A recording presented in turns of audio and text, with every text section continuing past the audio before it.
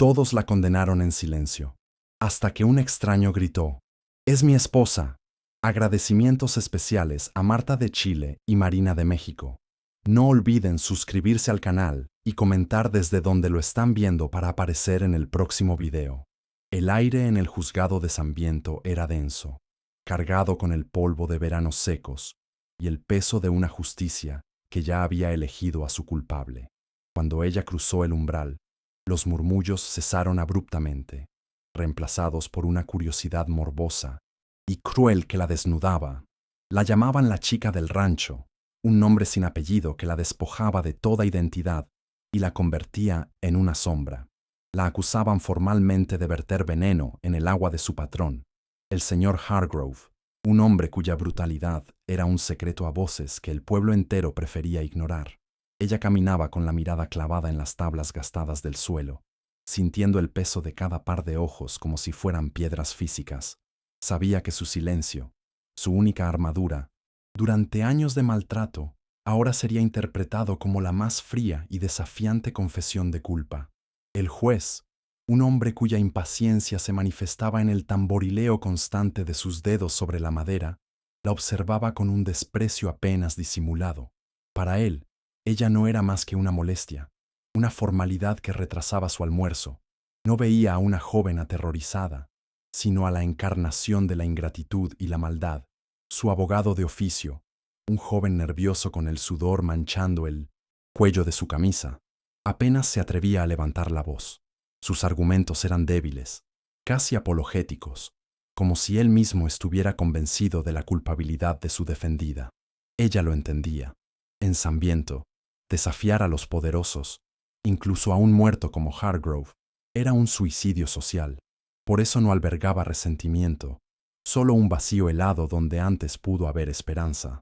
Los testigos eran los rostros que ella veía todos los días: el mozo del establo que evitaba su mirada, la cocinera que ahora torcía el gesto con desaprobación, el jardinero que juraba haberla visto cerca del pozo, con una expresión extraña. Nadie mencionaba los moretones que a veces cubrían sus brazos, ni las veces que Hargrove la humillaba en público. Esos recuerdos habían sido convenientemente borrados de la memoria colectiva del pueblo. Ahora, sus historias se entrelazaban para tejer una soga invisible alrededor de su cuello. Ella escuchaba las mentiras y las verdades a medias sin reaccionar. Su rostro, una máscara de serenidad que ocultaba el tumulto de un alma que había aceptado su final mucho antes de que comenzara el juicio. Dentro de su mente, no había planes de fuga ni súplicas desesperadas, solo un desfile de imágenes de su vida en el rancho, el frío del suelo del granero donde a veces dormía, el olor a cuero y a sudor de caballo, el sonido metálico de las monedas que Hargrove le lanzaba como pago por su obediencia. Había aprendido a disociarse, a existir en un plano donde el dolor físico no podía tocar su núcleo más íntimo. Esa habilidad era ahora su única compañía. Mientras el fiscal presentaba una pequeña botella de cristal como la prueba irrefutable de su crimen, ella se concentraba en una grieta en la pared, imaginando que podía encogerse y desaparecer dentro de ella, lejos de ese teatro del absurdo. El murmullo del público era como el zumbido de un enjambre de avispas. No era un murmullo de duda, sino de confirmación. Cada tos, cada movimiento en los bancos de Van Noelson madera parecía afirmar su culpabilidad. Había crecido en Sambiento, pero nunca había pertenecido a él. Era una pieza extraña, una intrusa silenciosa en sus vidas ordenadas. Su condena no solo castigaría un supuesto crimen, sino que también reafirmaría el orden social, eliminando a alguien que, con su sola existencia, les recordaba la crueldad que permitían florecer en su propio patio trasero. Por eso, cuando el juez finalmente la miró directamente, ella supo que no estaba viendo a una persona, sino a un problema a punto de ser resuelto de la manera más permanente posible. Esa noche, en la humedad helada de la celda, el tiempo parecía haberse detenido. La única luz era una franja pálida de luna que se colaba por una rendija alta, insuficiente para calentar la piedra o su espíritu. No lloraba. Las lágrimas eran un lujo que había aprendido a no permitirse, una debilidad que Hargrove disfrutaba demasiado. En cambio, se sentaba erguida en el catre de piedra, con las manos entrelazadas, sobre el regazo, una estatua de resignación. Su mente, sin embargo, era un torbellino. Recordaba el rostro de cada persona en el juzgado, sus miradas de juicio, y se preguntaba si alguna vez alguien la había visto de verdad. Fue entonces cuando escuchó los pasos, lentos, pesados, deliberados. No eran los pasos arrastrados del viejo alguacil. Estos tenían un ritmo que hablaba de propósito y de una voluntad inquebrantable. La puerta de la comisaría chirrió, y el joven ayudante del sheriff, que dormitaba en una silla, se sobresaltó. Frente a él se erigía una figura que parecía absorber la poca luz de la habitación. Era alto, de hombros anchos, envuelto en un abrigo largo cubierto de polvo del camino. Su rostro, oculto en parte por la sombra de un sombrero de ala ancha, tenía la dureza de la piedra tallada. El ayudante balbuceó una pregunta, pero el hombre no respondió.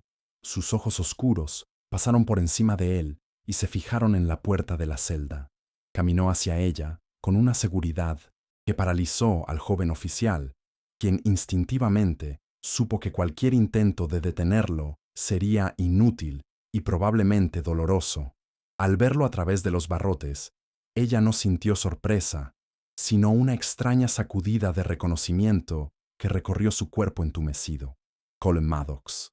El nombre resonó en su mente como un eco de otro tiempo, de una vida anterior. Había trabajado para Hargrove hacía más de un año, un guardaespaldas silencioso, cuya presencia era a la vez intimidante y, para ella, extrañamente reconfortante. Él era el único que la había mirado como a una persona, el único cuyos ojos no la desnudaban ni la despreciaban. Y luego, una noche, simplemente desapareció sin decir una palabra, dejándola con un vacío más profundo que antes. Verlo allí, en el umbral de su muerte, se sentía como una cruel alucinación. «Pensé que habías muerto», susurró ella, su voz ronca por el desuso. Era la primera frase completa que pronunciaba en días. Cole apoyó una mano en los barrotes de hierro, sus nudillos curtidos revelando cicatrices blancas. «Mucha gente lo pensó. A veces es más fácil que crean eso», respondió él, su voz grave y calmada, un contraste con el caos que la rodeaba. No preguntó si era culpable. No necesitaba hacerlo. Sus ojos recorrieron su rostro, notando los nuevos moretones amarillentos en su cuello, la delgadez de sus mejillas. Una sombra de algo parecido al dolor cruzó su expresión impasible, un sentimiento que él mismo creía haber enterrado hacía mucho tiempo junto con su pasado. Él no había regresado por venganza, ni por un sentido distorsionado del honor.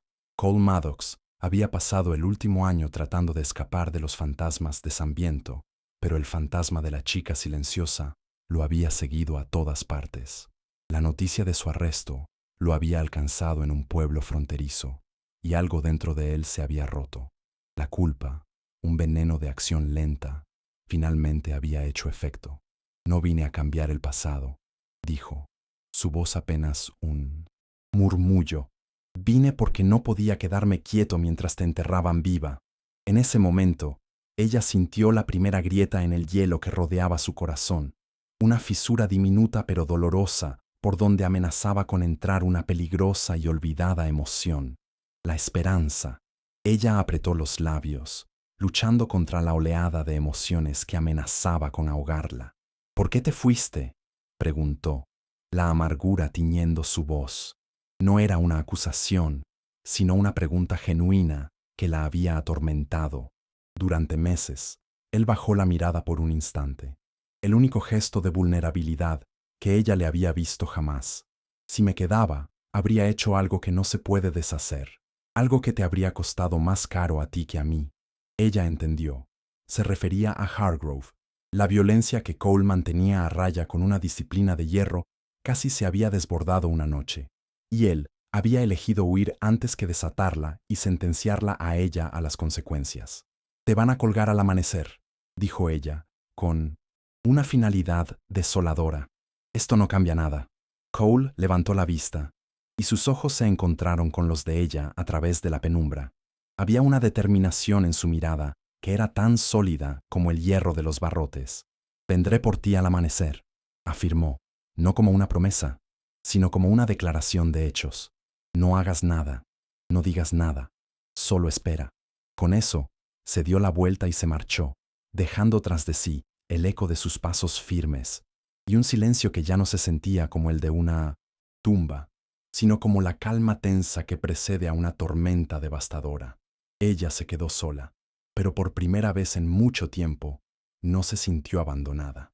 El amanecer llegó a Sambiento, envuelto en una niebla fría que parecía dudar en revelar el patíbulo recién erigido en la plaza. La noticia del regreso de Cole Maddox se había extendido como un reguero de pólvora, susurrada en las cocinas y en las tabernas. Su nombre conllevaba un peso, una historia de violencia controlada y de una justicia personal que no se regía por las leyes de los hombres comunes. Cuando la llevaron de vuelta al juzgado, la sala estaba más abarrotada que nunca. El aire estaba cargado de una electricidad palpable, una mezcla de miedo y expectación. Ella caminaba con las muñecas esposadas, pero su cabeza estaba un poco más alta que el día anterior. Algo en su interior había cambiado.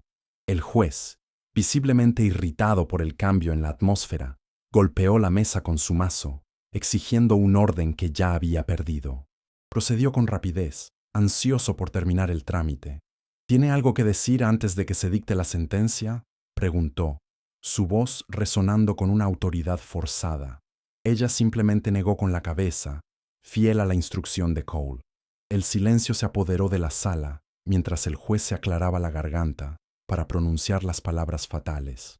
Fue en ese preciso instante cuando la puerta principal del juzgado se abrió de golpe, golpeando la pared con un estruendo que hizo que todos se sobresaltaran. Y entonces, él entró. Cole Maddox no caminaba, se deslizaba, se movía por el pasillo central con la gracia letal de un depredador, y la multitud se apartaba a su paso como si una fuerza invisible los empujara. No miraba a nadie, sus ojos fijos en el estrado del juez. Su viejo abrigo de polvo se arremolinaba a su alrededor, y el ala de su sombrero ocultaba su expresión, pero la tensión que emanaba de él era sofocante. El juez, pálido y desconcertado, intentó recuperar el control. «Este es un procedimiento cerrado, caballero. Si no tiene relación con el caso, le pido que se retire». Cole se detuvo, y el silencio en la sala se hizo tan profundo que se podía oír el latido de los corazones. «La tengo». La voz de Cole no fue un grito, pero cortó el aire como un cuchillo. Tenía la resonancia de la roca y el acero, una voz acostumbrada a dar órdenes y a ser obedecida sin cuestionamientos. Se detuvo justo al lado de la silla donde ella estaba sentada, creando una barrera, protectora con su propio cuerpo.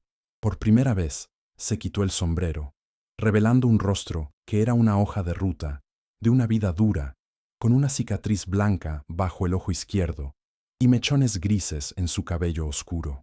Sus ojos, sin embargo, ardían con una intensidad que hizo que el juez retrocediera instintivamente en su asiento.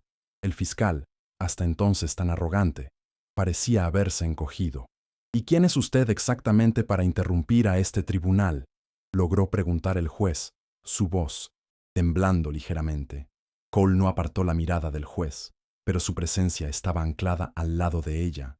El mundo entero pareció contener la respiración, esperando su respuesta. Ella sintió un impulso de girarse, de mirarlo, pero se contuvo, su corazón martillando contra sus costillas con una fuerza dolorosa. Podía sentir el calor que emanaba de él, una solidez que contrastaba con la fragilidad de su propia existencia. El momento se estiró hasta el infinito, un instante suspendido en el tiempo que cambiaría el destino de todos en esa sala para siempre. Luego, con una calma aterradora, Cole habló: «Soy su esposo». El silencio que siguió a esas 3 palabras no fue un silencio ordinario, fue un vacío absoluto, un agujero negro que absorbió todo el sonido, todo el aire, toda la lógica del universo de Sambiento. Luego, como el rugido de una presa que se rompe, un murmullo colectivo estalló en la sala. Esposo, la chica del rancho, la sombra silenciosa, casada, era una idea tan absurda, tan imposible, que la gente se miraba unos a otros en busca de confirmación.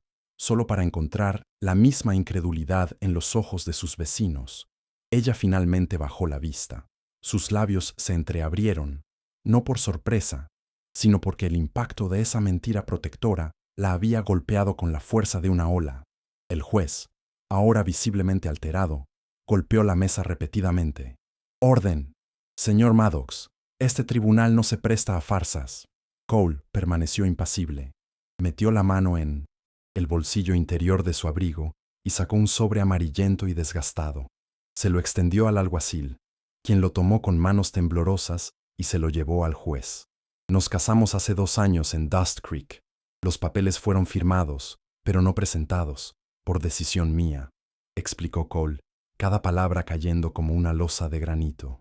El juez leyó el documento, su ceño frunciéndose cada vez más. Era un certificado de matrimonio, con las firmas y el sello correspondientes. Era real, o al menos lo parecía de una manera aterradoramente convincente. «Esto no prueba su inocencia», espetó el juez, aferrándose al último vestigio de su autoridad. «El matrimonio no borra los hechos». Cole asintió lentamente. «No, no borra los hechos, pero da contexto». Luego, se volvió hacia el público, su mirada recorriendo cada rostro asustado y culpable. «Todos ustedes la vieron servir en la casa del hombre más cruel de este pueblo. Todos escucharon los gritos en las noches tranquilas. Todos vieron los moretones que ella intentaba ocultar bajo sus mangas largas, incluso en el calor sofocante del verano.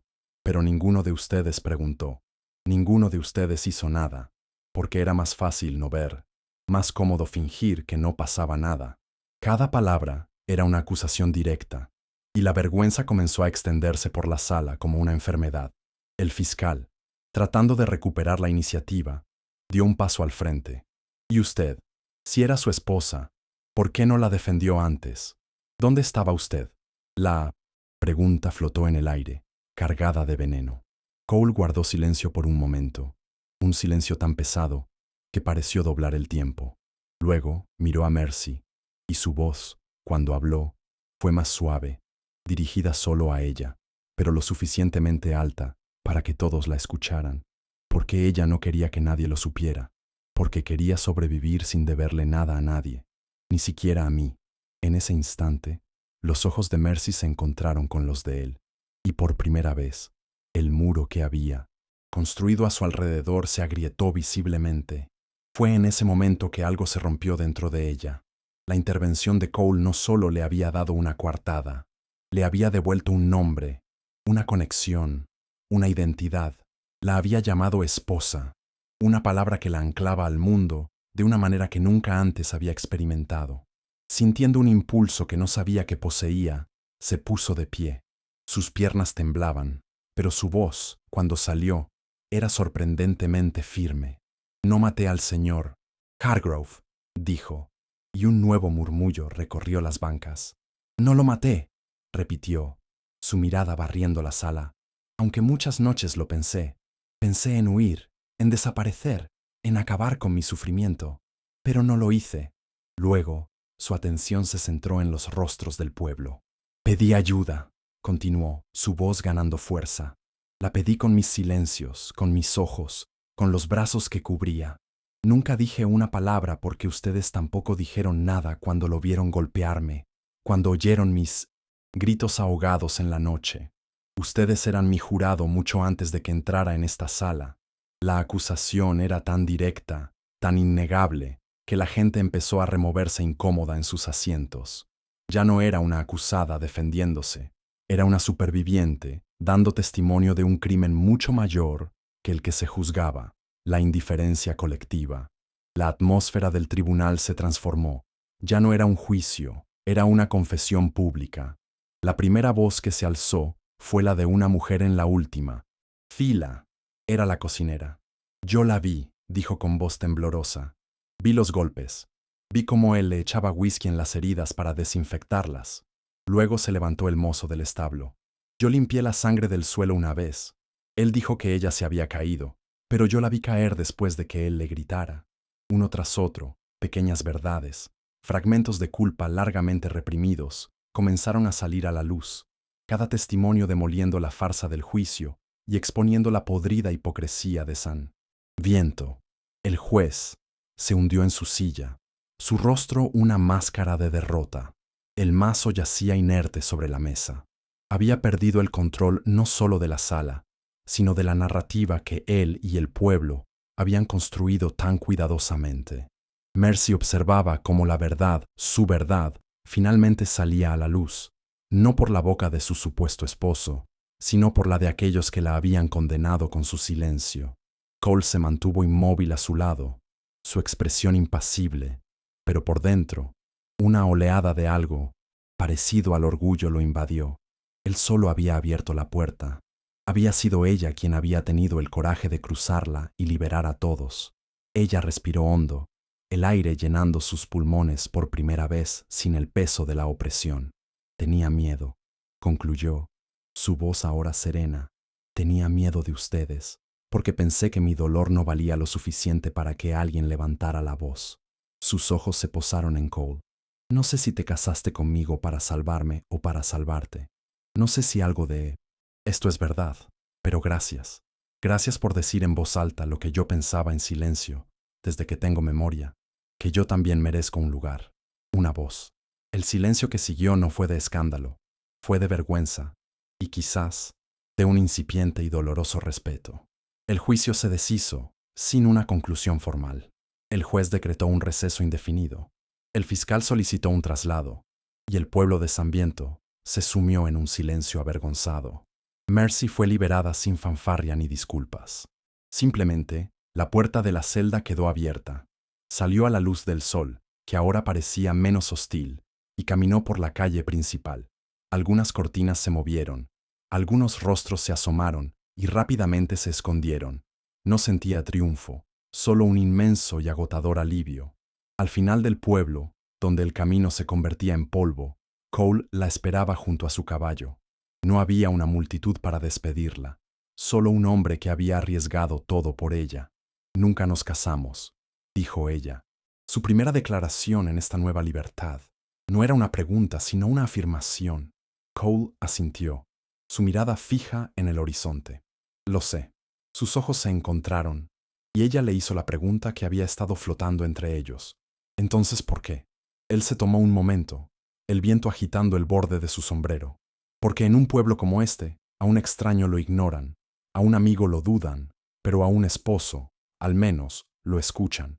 Necesitabas que te escucharan, y esa era la única manera. Era una mentira, pero te dio una plataforma para contar tu verdad, que era lo único que importaba. Siguieron caminando, alejándose de San Viento, el caballo siguiéndolos dócilmente. El silencio entre ellos era diferente ahora. No estaba lleno de tensión o de palabras no dichas, sino de un espacio cómodo, un entendimiento mutuo que no necesitaba ser verbalizado. Después de horas de caminar bajo el sol, ella le preguntó, ¿a dónde vamos? Cole la miró de reojo, una leve sonrisa casi imperceptible en sus labios. No lo sé, admitió. Pero si tú lo sabes, te sigo. Esa respuesta, tan simple y tan profunda, significó más para ella que cualquier promesa grandilocuente. Le ofrecía no un destino, sino una elección, una compañía sin condiciones. Al caer la tarde, encontraron una vieja granja abandonada, vencida por el tiempo y la negligencia. La pintura estaba descascarada, una ventana no tenía cristal, y el porche se inclinaba tristemente. Sin embargo, para ellos, no parecía una ruina, sino una posibilidad. «Podemos pasar la noche aquí», sugirió Cole. Entraron en la casa, el olor a madera vieja y a polvo, llenando sus fosas nasales. A pesar del abandono, había una extraña sensación de paz en el lugar, como si la casa misma estuviera esperando a que alguien la despertara de un largo sueño. Esa noche, ella durmió por primera vez en años, sin el temor a ser despertada por gritos o violencia. Los días se convirtieron en semanas. No hablaron de irse. Sin un acuerdo formal, comenzaron a trabajar juntos. Cole reparó el techo con una habilidad que sugería un pasado lleno de oficios variados, mientras que ella limpiaba el interior, arrancando las malas hierbas del pequeño jardín. y encontrando una extraña satisfacción en el trabajo físico. Estaban creando algo juntos, no a partir de un plan, sino de un impulso compartido. No era un romance, era algo más primario, una alianza forjada en el trauma y cimentada en el respeto.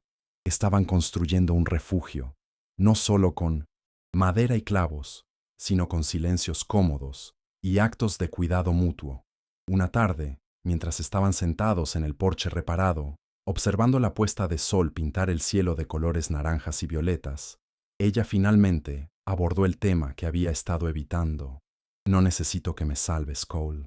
Él asintió, sin apartar la vista del horizonte. Nunca fue mi intención, respondió.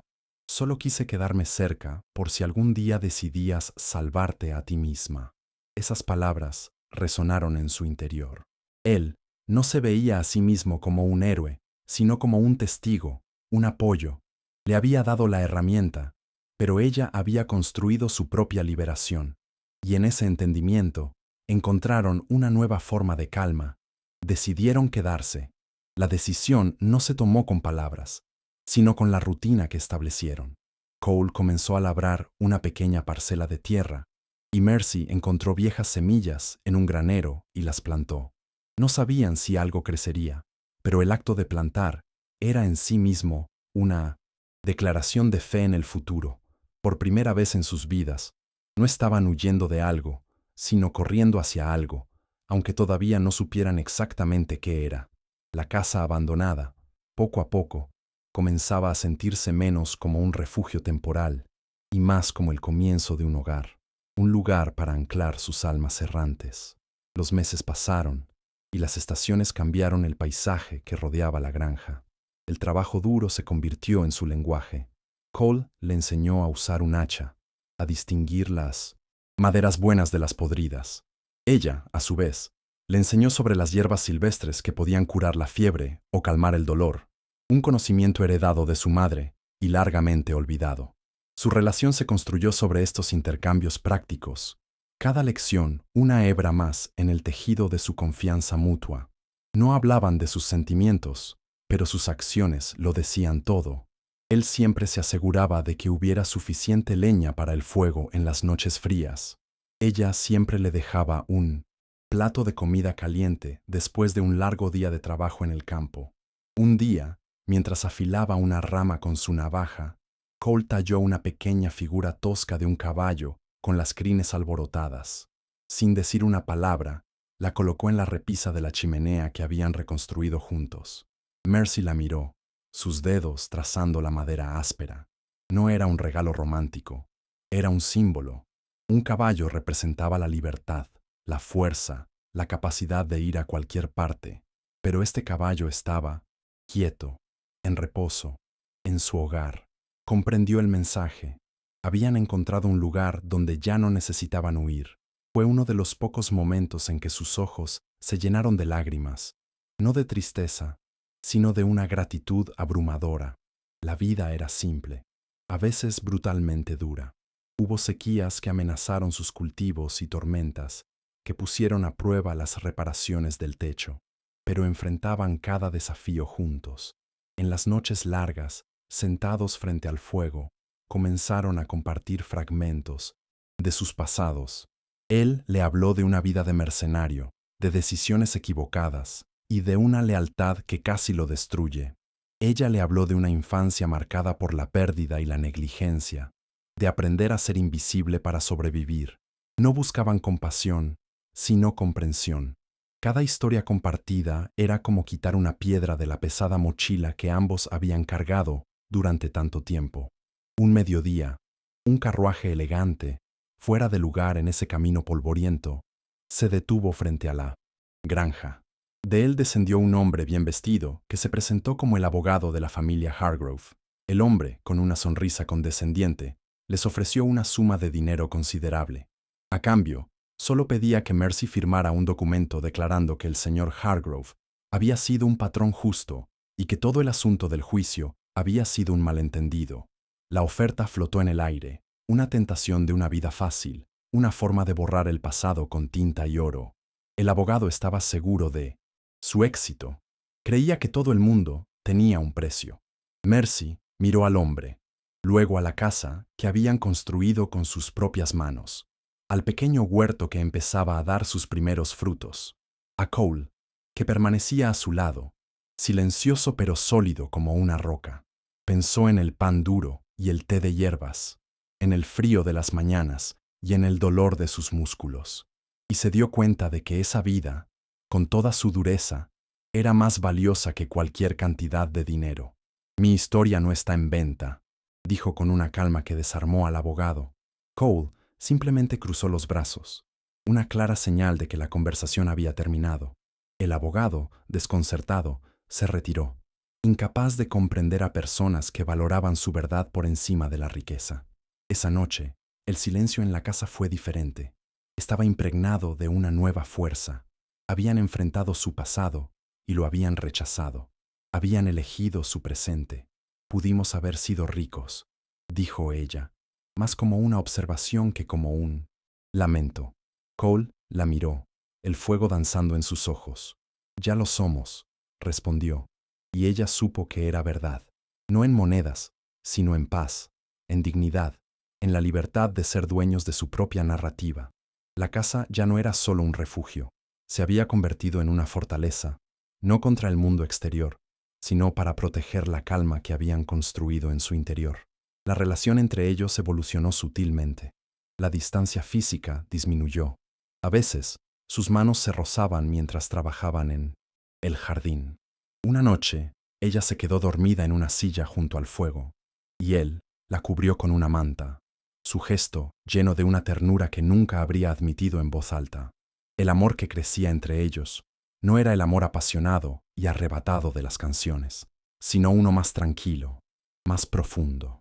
Era un amor nacido del respeto mutuo, de haber visto lo peor del otro y haber decidido quedarse.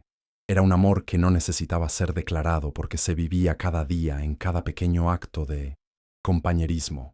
La historia de la mujer que se enfrentó a Samviento y del forastero que la defendió se convirtió en una leyenda susurrada en las tierras baldías. Con el tiempo, otros comenzaron a llegar a su granja. No eran muchos, pero eran almas rotas como ellos. Una mujer con 2 hijas huyendo de un marido violento, un anciano que ya no quería morir solo en un banco de la plaza, un joven que había sido desheredado por amar a quien no debía. No buscaban caridad, sino un lugar donde el pasado no fuera un arma para ser usada en su contra. Mercy y Cole los acogieron sin hacer preguntas, ofreciéndoles un techo y la dignidad del trabajo. La granja creció, convirtiéndose en una pequeña comunidad autosuficiente. La llamaban Mercy's Rest, el descanso de Mercy. El nombre lo puso uno de los recién llegados, y se quedó. Mercy no era una líder en el sentido tradicional. No daba órdenes, pero su ejemplo de resiliencia y su tranquila fortaleza eran la ley no escrita del lugar. Enseñó a los demás a cultivar, a construir, a sanar. Cole, por su parte, era el protector silencioso, el pilar que garantizaba la seguridad del refugio. Juntos, crearon un ecosistema de respeto donde cada persona era valorada por lo que era, no por de dónde venía o qué errores había cometido. Una mañana, mientras observaba el campo desde el porche, Cole colocó un letrero que él mismo había tallado en la entrada del camino. Con letras torcidas pero claras, decía, Mercy's Rest. Aquí no se pregunta de dónde vienes, solo si deseas quedarte. Ella leyó las palabras y sintió que su historia había cerrado el círculo. Apoyó la cabeza en su hombro, un gesto que se había vuelto natural entre ellos. Fue entonces, en ese momento de paz absoluta, cuando lo besó por primera vez. No fue un beso de pasión ardiente, sino uno de gratitud, de pertenencia, la culminación de un largo viaje desde la supervivencia hasta el amor. Los años pasaron. El cabello de Mercy se llenó de canas, y las líneas alrededor de los ojos de Cole se hicieron más profundas, pero eran líneas de risa, no de dolor.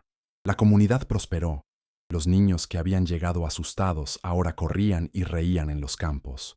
La granja era un testimonio vivo de que se podía construir algo hermoso a partir de los pedazos rotos. Mercy a menudo pensaba en el juicio, no con amargura, sino como el fuego que había forjado la persona en la que se había convertido. Samviento era un recuerdo lejano, una historia que contaba a los recién llegados, para recordarles que incluso en la oscuridad más profunda, una sola voz puede encender una luz. Un día, una joven escritora de una ciudad lejana llegó a Mercy's Rest, habiendo escuchado la leyenda. Se sentó con una Mercy ya anciana en el porche, la misma mecedora crujiendo suavemente. ¿Es cierto que él dijo que era su esposo para salvarla?, preguntó la joven, su pluma lista. Mercy sonrió, una sonrisa que iluminaba todo su rostro. Dijo que era mi esposo para que me escucharan, corrigió suavemente. Pero me salvé yo misma. La joven la miró, esperando más. ¿Y fueron felices?, preguntó, buscando el final de cuento de hadas. Mercy miró hacia donde Cole dormitaba bajo un árbol, su viejo sombrero cubriéndole la cara. La respuesta de Mercy fue meditada, sus ojos fijos en el paisaje que habían creado juntos. Felices es una palabra muy simple para una vida tan complicada, dijo finalmente. No todos los días fueron felices. Hubo días de lucha, de duda, de dolor, pero cada día tuvo un propósito. Cada día valió la pena. Construimos algo real, no un cuento, y encontramos paz, que es una forma de felicidad mucho más duradera.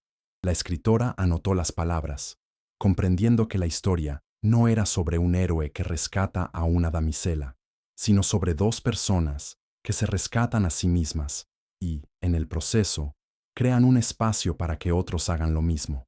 Cuando la escritora se fue, Mercy se quedó en el porche, el sol del atardecer bañándola en una luz dorada. El eco de las risas de los niños llegaba desde el huerto, el olor a pan recién horneado flotaba desde la cocina comunal, y el sonido rítmico de un hacha cortando leña resonaba a lo lejos. Todo eso era el después. No era un final feliz tradicional, sino algo infinitamente mejor. Era un legado. Un testimonio de que el amor más fuerte no es el que te rescata de la oscuridad, sino el que se sienta a tu lado en ella, te pasa una vela y te da la confianza para encenderla tú misma.